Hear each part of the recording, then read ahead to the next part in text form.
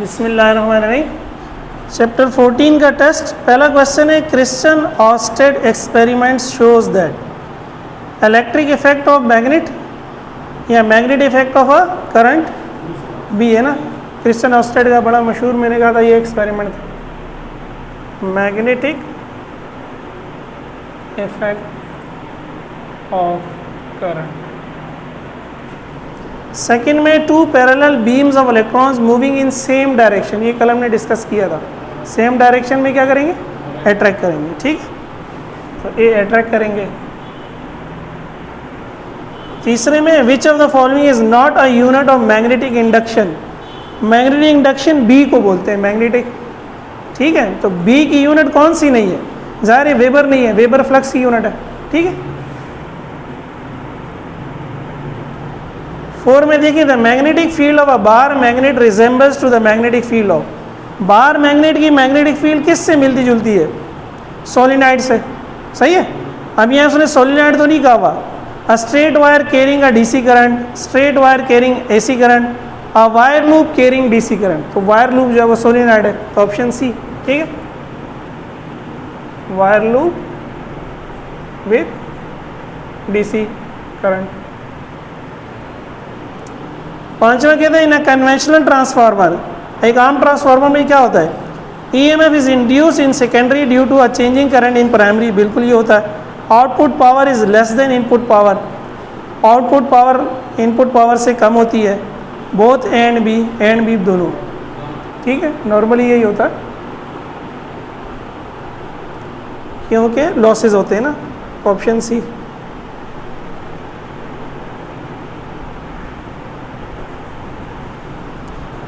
Six में कहता है स्टेप अप का मतलब है वोल्टेज बढ़ेगा, कल हमने देखा भी था, वोल्टेज बढ़ेगा तो सेकेंडरी के टर्न्स ज़्यादा होंगे, सेकेंडरी का वोल्टेज ज़्यादा होगा, सेकेंडरी का करंट कम होगा। अब इसमें तीनों बातें गलत लिखी हुई, कह रहे हैं सेकेंडरी के टर्न्स कम है, सेकेंडरी का वोल्टेज कम है, सेकेंडरी का करंट ज़्यादा है, तो इस तीनों गलत है, तो none of the above.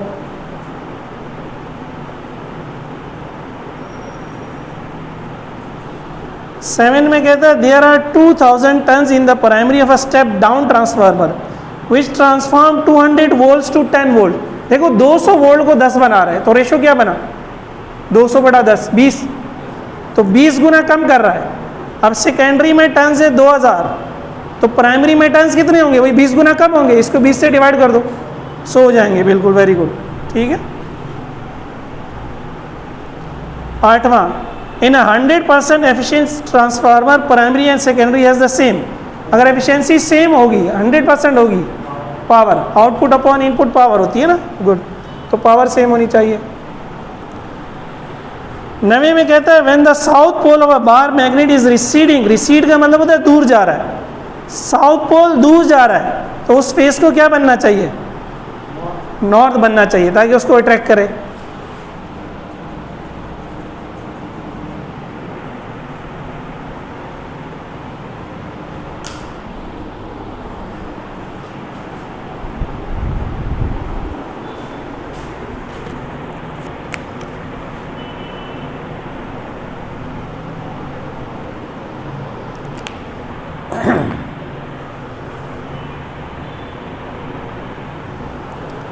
A coil of wire is normally wound around a core। हम कोर पे वायर क्यों लपेटते हैं, फ्लक्स को इंक्रीज करने के लिए, ठीक है ना, सही है, इंक्रीज मैग्नेटिक फ्लक्स।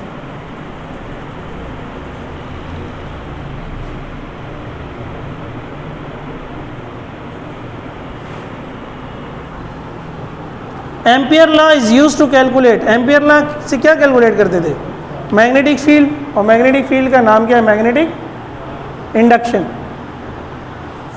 फ्लक्स तो नहीं कैलकुलेट करते, बी निकालते हैं ना, बी क्या होता है, मैग्नेटिक इंडक्शन।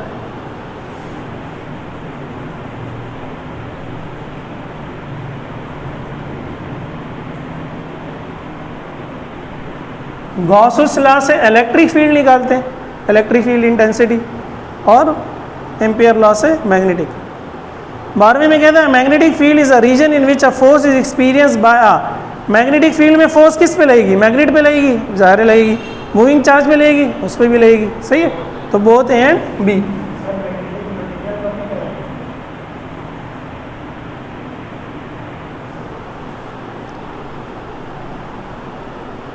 मैग्नेटिक मटेरियल है नहीं ना ऑप्शन में, होगा तो फिर लगेगी सर। नहीं नहीं, मैग्नेट और मूविंग चार्ज पे लगेगी ना, दो दिए हुए हैं तो उन पे तो लगेगी ना। 13 में कहते हैं magnetic line of inductions are, magnetic lines जो होती हैं इंडक्शन यानी मैग्नेटिक फील्ड की, वो क्या होती हैं?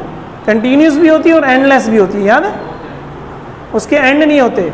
इलेक्ट्रिक फील्ड के एंड होते हैं, positive charge to negative charge. Magnetic field continuous होती है, ठीक है ना। Both and B.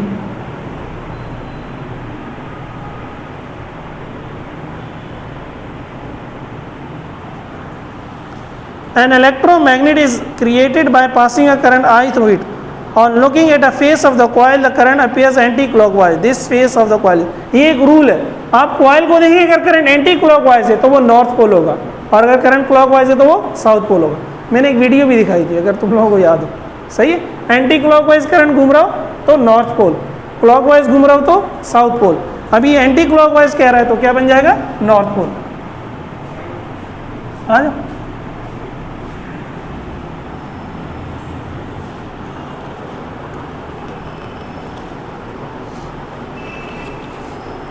फिफ्टीन में कहता है magnetic field is created into the plane of the paper. Plane of the paper है ये जो हमारा पेपर है।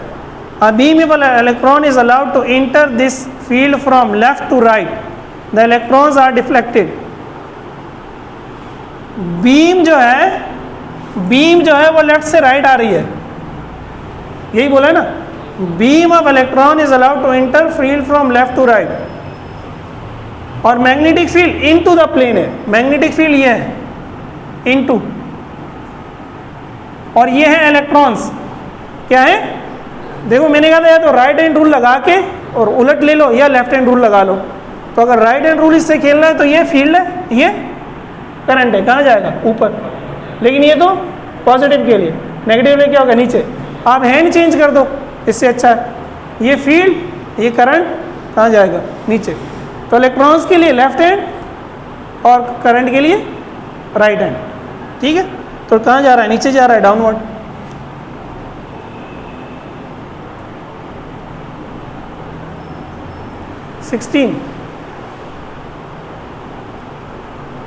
Relation of ampere law is valid for a coil of.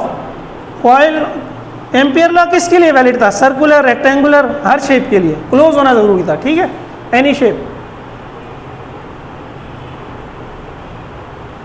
17 में कहता है coil of wire with one turn wound on a cylindrical core is called. आप एक टर्न लपेट दें तो भाई एक टर्न तो कुछ नहीं करता ना यार, सोलिनॉइड भी नहीं बनेगा। सोलिनॉइड में बहुत सारे टर्न, नंबर ऑफ टर्न्स होते हैं ना, सोलिनॉइड में भी और टोरॉइड में भी, तो ये तो कुछ भी नहीं बनेगा, नन ऑफ देम।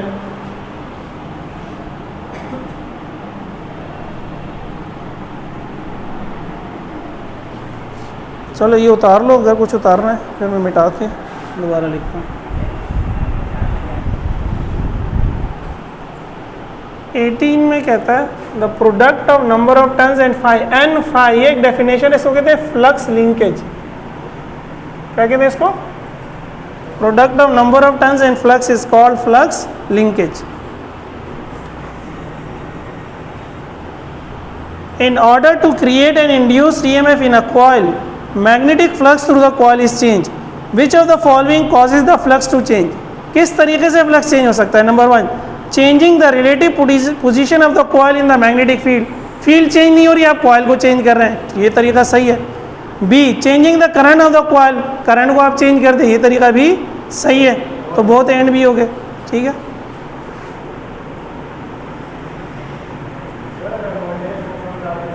फिर भी होगा तो वोल्टेज को कम डाउन करने से करंट चेंज होगा ना, और करंट चेंज होने से फ्लक्स चेंज होगा, वही बात होगी, ठीक है।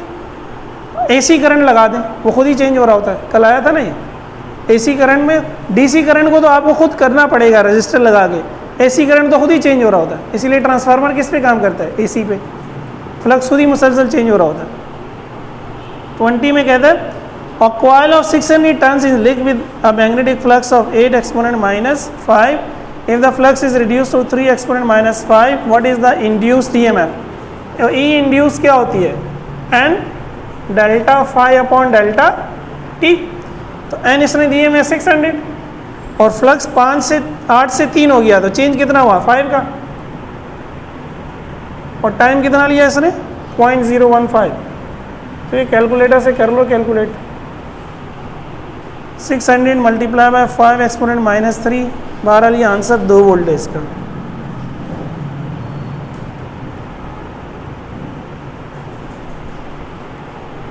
ठीक है, चलो कर लो जल्दी से। 2 है या 3 है, क्या गड़बड़ तो नहीं है? ठीक है, 5 एक्सपोनेंट माइनस 5 है। ठीक है, अच्छा 21, value of self inductance depends upon. Self inductance किस पर डिपेंड करती है? डायमेंशन पर डिपेंड करती है। हाँ, एल जो था, number of turns and permeability इस पर भी डिपेंड करती है। तो both A and B.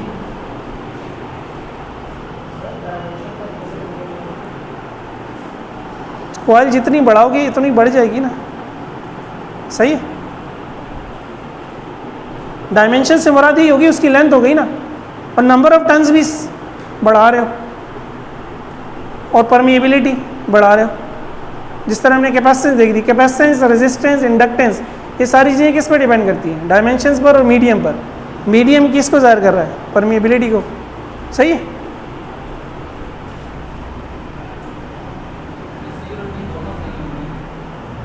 A and B दोनों सही है ना, तो ऑल ऑफ देम हो गया वैसे इसका आंसर। नहीं, ए भी सही है, बी भी सही है और ए और बी भी सही है, तो इसका ऑप्शन एक्चुअल में डी हो जाएगा। नहीं, ऑल ऑफ देम, समझ रहे हो? ए बी सही है, सी में कहता है बोथ ए एंड बी, तो ए भी सही है, बी भी सही है, सी भी सही है, तो ऑल ऑफ देम सही होगा। 22 में कह रहा है 1 हेनरी क्या होता है? ये कल भी आया था। नहीं, 1 हेनरी याद है? एल ई बराबर था L delta I upon delta T. तो एल किसके बराबर हो जाएगा? E multiply by delta T upon delta I, तो V into second upon I, सही, डी ऑप्शन। तो एल या हेनरी किसके बराबर है? Voltage second upon ampere, D option. अच्छा 23 में क्या कहता है? In a step up transformer the turns ratio. Step up transformer में अब कल भी देखा था, E N S upon N P, ये कहलाता है टर्न्स रेशो। ये 1 से ज़्यादा होगा ना, एन एस ज़्यादा होगा तभी वोल्टेज बढ़ेगा। अच्छा,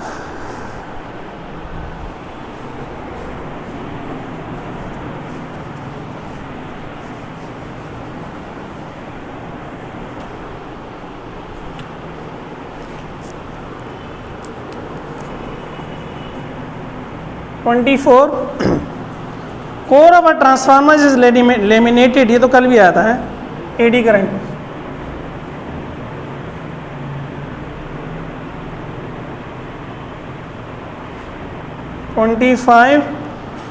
is it possible to set a charge at rest into motion in a uniform magnetic field? अगर मैग्नेटिक फील्ड में एक चार्ज रेस्ट में हो तो क्या हम उसको मूव करा सकते हैं? हम उसको मूव नहीं करा सकते। मूविंग चार्ज इंटर होगा तो उस पर फोर्स लगेगी, लेकिन रेस्ट में पड़ा हुआ है तो हम उसको मूव नहीं करा सकते।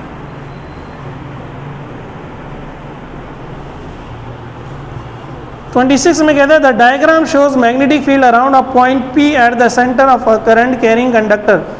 What is the direction of electron flow? देखिए अगेन इलेक्ट्रॉन की बात कर रहा है कि इलेक्ट्रॉन करंट के हिसाब से आप बताओ। ठीक है, तो बेसिकली ये, अगर मैं इसको वही पॉजिटिव करंट मानूं तो ये है करंट, फिर क्या होना चाहिए? ऊपर, तो इलेक्ट्रॉन क्या होगा? नीचे। ठीक, तो इलेक्ट्रॉन फ्लो क्या होगा? नीचे, from B to A. Positive charge के लिए बन रहा है नीचे से ऊपर, तो नेगेटिव चार्ज के लिए क्या होगा? ऊपर से नीचे। A current carrying conductor is carrying current away from you. एक करंट कैरिंग कंडक्टर आपसे करंट दूर लेके जा रहा है। The direction of magnetic field with respect to you, आपके हिसाब से मैग्नेटिक फील्ड की डायरेक्शन क्या होगी? करंट आपसे दूर जा रहा है, बाहर जा रहा है आपसे, ये समझो करंट जा रहा है ना, ये जा रहा है करंट, तो मैग्नेटिक फील्ड क्या होगी? क्लॉकवाइज यूँ होगी ना, और यूँ क्या घूमती है घड़ी, यूँ देख लो ना, घड़ी यूँ घूमती है ना, तो मैग्नेटिक फील्ड क्या होगी? यूँ होगी, क्योंकि करंट हमसे दूर जा रहा है। करंट की डायरेक्शन में मेरा अंगूठा और मैं अपनी उंगलियों को घुमा रहा हूँ, तो ये क्या हो रहा है? क्लॉकवाइज। अगर मेरी तरफ आ रहा होता फिर क्या होता? Anti clockwise.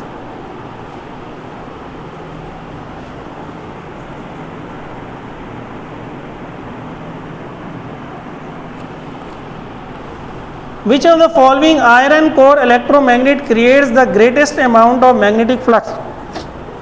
किस में फ्लक्स सबसे ज़्यादा पैदा होगा? टर्न्स भी ज़्यादा होने चाहिए और करंट भी ज़्यादा होना चाहिए ना। 1000 टर्न्स और 2 एम्पियर, 700 टर्न्स और 2 एम्पियर, समझो दोनों को मल्टीप्लाई कर दो यार, सही है। N delta I upon delta T है ना, N multiply by delta I. तो पहले में क्या हो जाएगा? 2000, दूसरे में क्या हो जाएगा? 1400, तीसरे में क्या हो जाएगा? 2000 से कम ही होगा, चौथे में देखें 2100 हो जाएगा, सही है। तो ये सबसे ज़्यादा करेगा, ये लिखा हुआ है ना फार्मूला, एन डेल्टा आई होता है ना एक फार्मूला हमारे पास।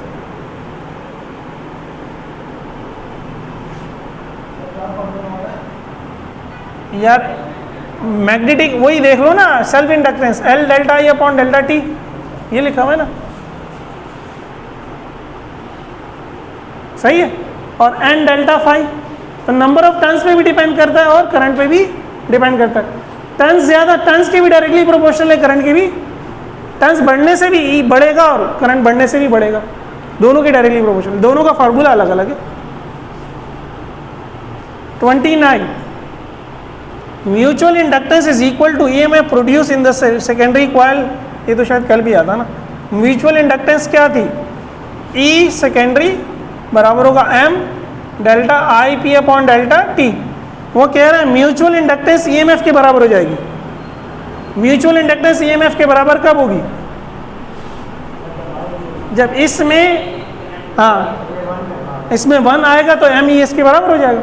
तो 1 एम्पियर पर सेकेंड जब आएगा तो ये चीज़ गायब हो जाएगी, एम ई के बराबर हो जाएगा, ठीक है। तो ये क्या होगी? Option D, 1 ampere.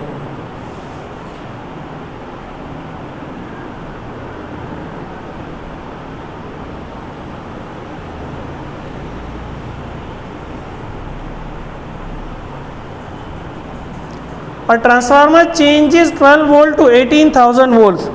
The secondary has 6,000 turns. The turn in primary.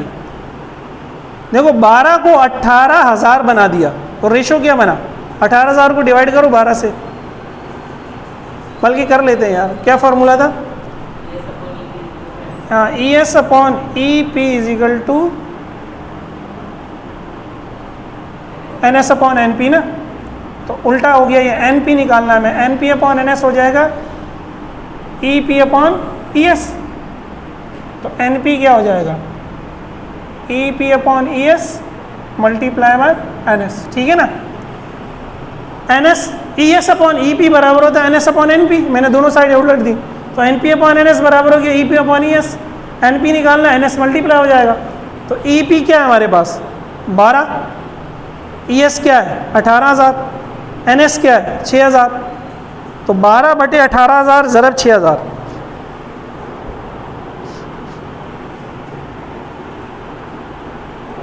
चार आ गया, ठीक है, ऑप्शन डी।